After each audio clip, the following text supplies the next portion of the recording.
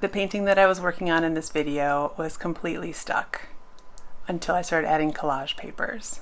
Let me show you how a few playful paper scraps completely transform this painting. I've had this left over from a different video actually. I will link it up in the right hand corner now. And I didn't like where it ended up. I regretted my overload of green, especially in that bottom left corner. And because I made some collage paper in my last video, I thought I would use some of those papers and see if I couldn't get this panel in better shape. I did have lots of greens and reds, mostly the fluorescent red from Nova Color that I love when I made the collage paper. And this is actually, the piece I'm cutting now is actually one of the, it's like where I roll my brayer to clean it off, to offload all the paint. But I still love how these pages turn out also, because the colors are so, so free in a sense. They're free, but they're also structured because the brayer is always a certain width if I use the same brayer. But the way that it kind of deposits the color is often interesting. I didn't know how to make this painting more attractive to me. So that's why I haven't touched it for a while. It's been, I think, a few months. And then I thought, well, let's just try collage. Collage has saved me more than once from paintings that I just felt stuck on.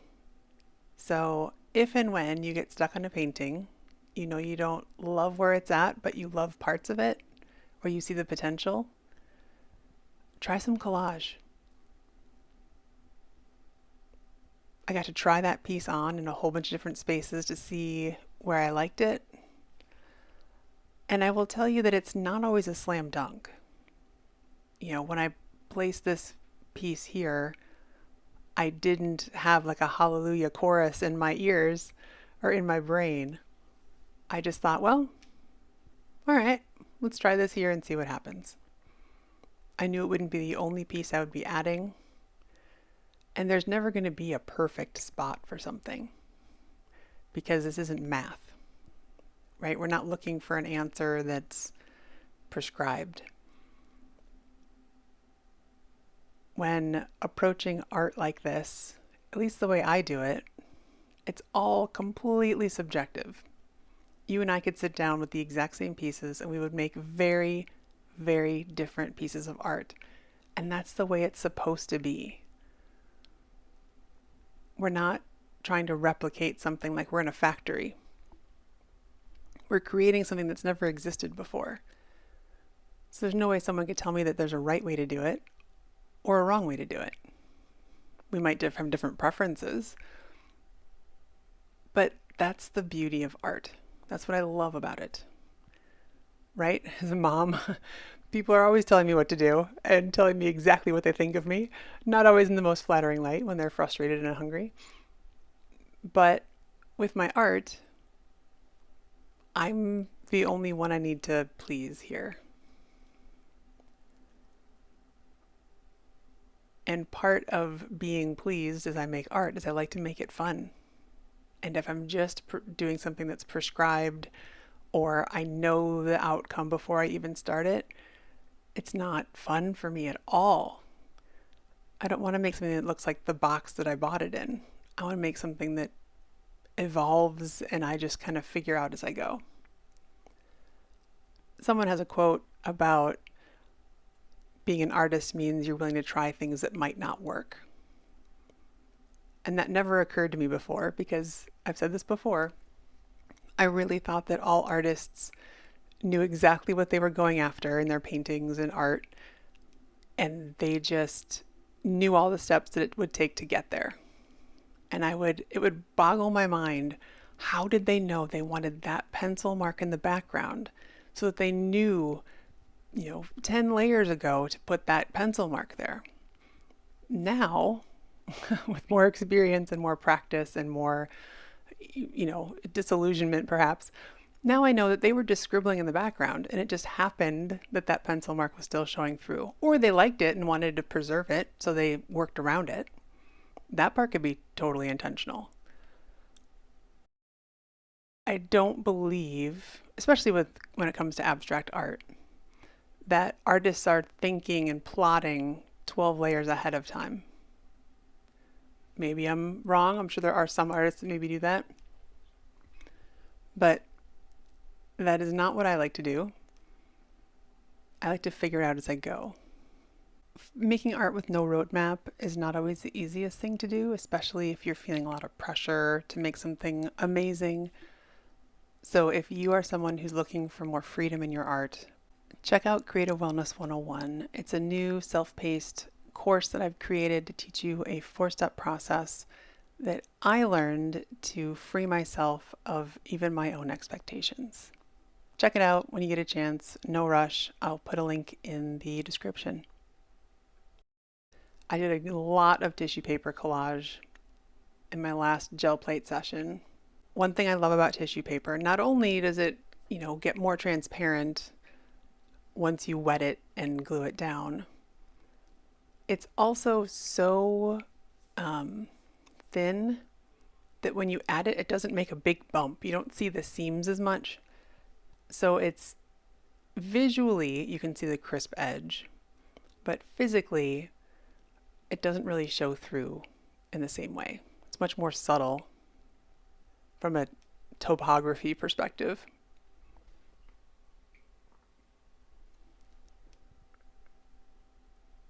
A lot of the colors I used were similar enough to the reds and greens that are already in the painting. So a lot of the decisions I was making involved finding spots for these pieces where they would either blend in enough so that it looked like it was already part of something that was on the panel, or was different enough so that it popped. And sometimes both of those things in the same piece. In the center portion there, the reds on the panel match up-ish with the reds on that paper I just added. But further to the left, they pop against the green. Turning the panel around 90-degree turns just to get to see it from all different perspectives is often helpful deciding where to add something. Most of the changes that I was making with this and most of the collage pieces I'm adding, again, are not slam dunks. It's much more of a, all right, let's see what happens here. And I did try out or audition a lot of pieces in a lot of places. This piece in particular didn't feel great. It felt like it stuck out too much. It was too different from the background. And I didn't love the shape of it. This piece felt a little better, but I still wasn't sure. Everything felt like it was all the same width. And now, turning it that way, it's the same height. And I didn't just want it to be stripes or strips of collage paper.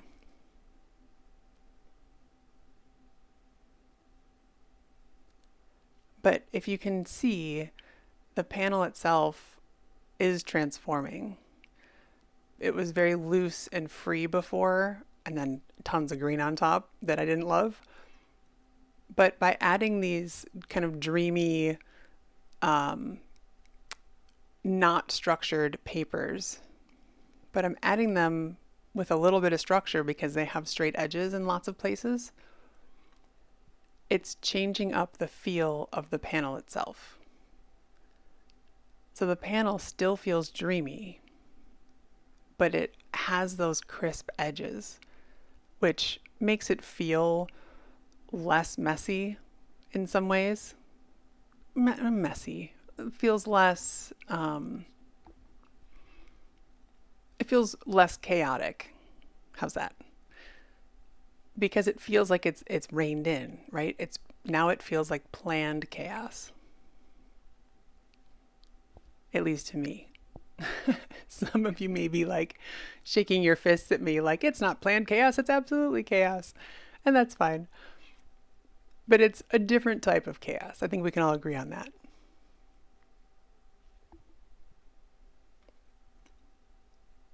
So there are many things I could do. Here I didn't love that white blob in the middle of that piece, but it was different enough that I figured, let's see what happens. I could have, and still could I suppose, I could have added paint to any of these pieces to change them a bit, to add something else to them. The ones that didn't work or I didn't feel were close enough or didn't feel they were contrasted enough. But I was just in the mood for collage when I did this, so I was not interested in getting paints out as well. But that would have given me a lot more options had I wanted them. This is the part where I'm getting excited about it, because that bottom left now feels really interesting. Really interesting. I love in the middle of the bottom third, I just covered it up, those, you can see those little horizontal kind of celadon gray lines that are just really fine lines in between the collage pieces peeking through. I love that. Little details. I did not plan the details ahead of time, but I did organize the papers around them, so I did not cover them completely. There were more lines like that. I did cover some of them up, but I really wanted to preserve at least some of those lines. Because it's another difference. It's another thing that when your eyes move around this panel, it's another thing for your eyes to discover. If you've ever been in a waiting room, which I assume everyone has, or you're standing in line for something and you don't have much to do, especially before we had cell phones. I know the world's a different place now, but I used to always look at things or like tiles and patterns, and I would try to find mistakes in like hand-drawn tiles. If there's a pattern on every tile, I would look through and find the mistakes. And actually in my old bathroom I grew up in, my mom had this Mexican tile added to the walls around our bathtub, and I would sit and stare, and we found a couple that like had been turned 90 degrees instead of being the same as the others, and it was not visible when you walk in and use the washroom, whatever. But when you're sitting in the bathtub relaxing, you have nothing else to do, it was really fun. It was like our own little hide and seek game. I like having those little surprises. This is clearly not a pattern, but I think as human beings, one thing that makes art interesting is when you can discover new things about it every time you look at it. Sometimes art can be a giant smiley face, right? 2 dots and a smile, and that's it. And that's cool. There's a place for that, absolutely. That's really cool pop art. But it doesn't, if you're looking for something that's more complicated and complex and layered, it may be because you like having those subtle things that you can discover. And that's what I love doing. Which is really funny because before I started doing abstract work, I spent years doing pop art things where I would basically reduce all of the different colors and values into 3 different values, and then choose colors and then kind of reproduce whatever the image was. And I still love the art that I made, and I still love that style actually, but making the art that I'm making now is so much more satisfying because I get to discover all those little things as I go.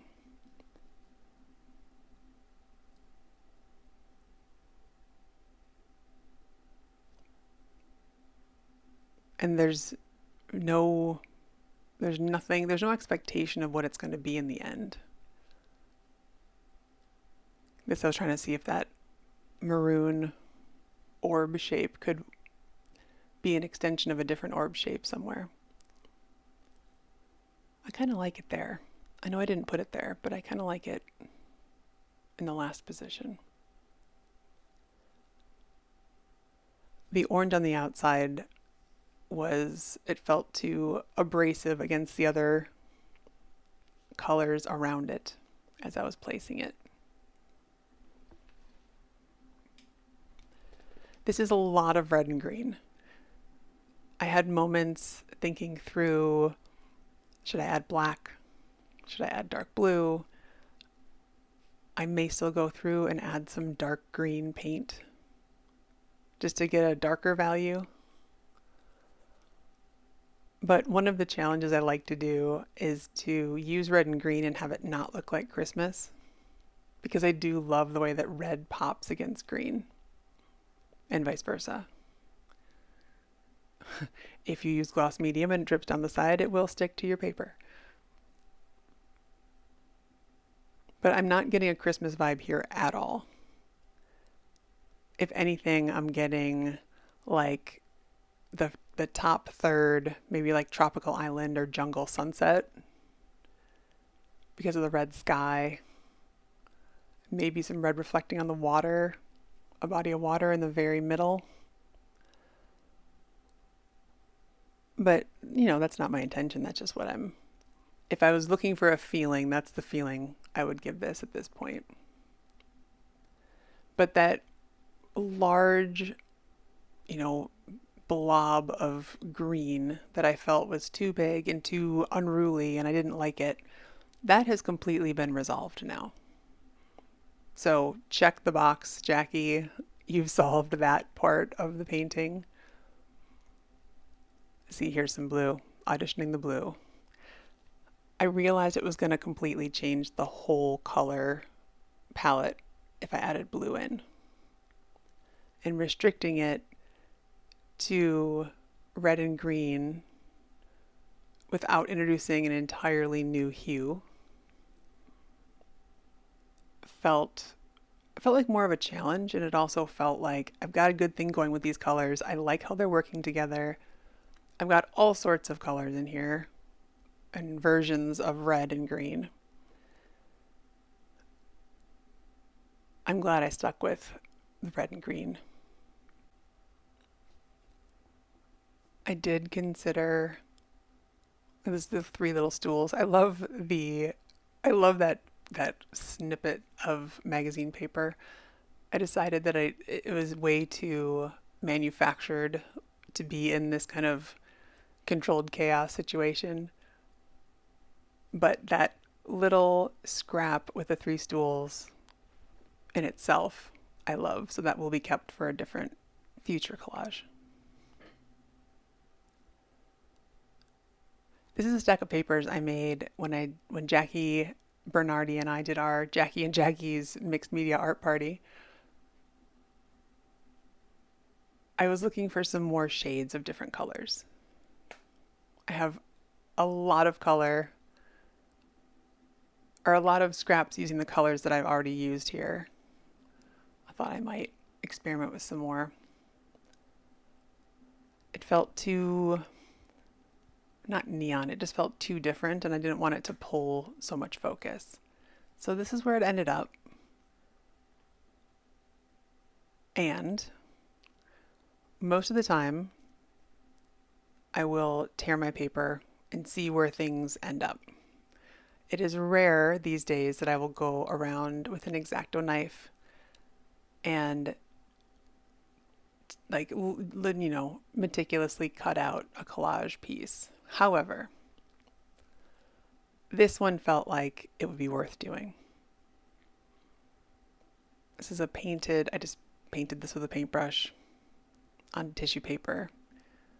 And I am very carefully cutting it out because I had a thought that I could put this down into this panel and it would be a totally different component because it's unlike anything else that's on the panel already.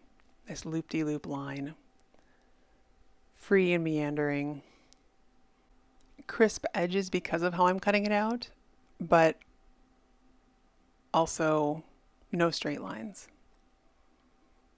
No rulers need apply here.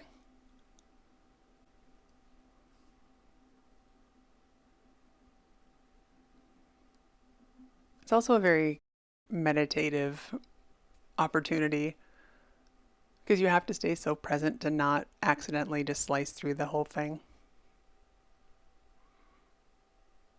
I used to make collages where I would use X-Acto knives exclusively and my hands would like hurt because of how many things I would cut up and trace.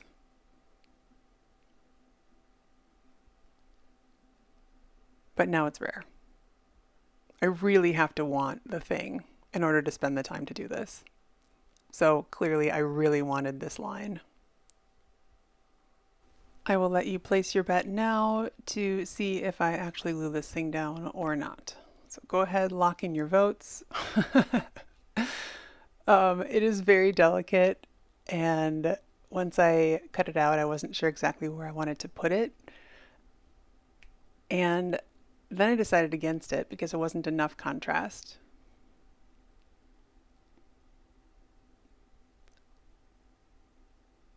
And then I wasn't sure where to put it anyway. And then just before I did this, I glued it down, but you can see on the left side, it did not glue very well because it was too fragile and my rough and tumble color shaper and my thumbs destroyed it. Oh well, you can't win them all. Let me know in the comments if your bet won, if you guessed that I was going to glue it down, and bonus points if you thought that it was going to tear. See you next time. Have a great week.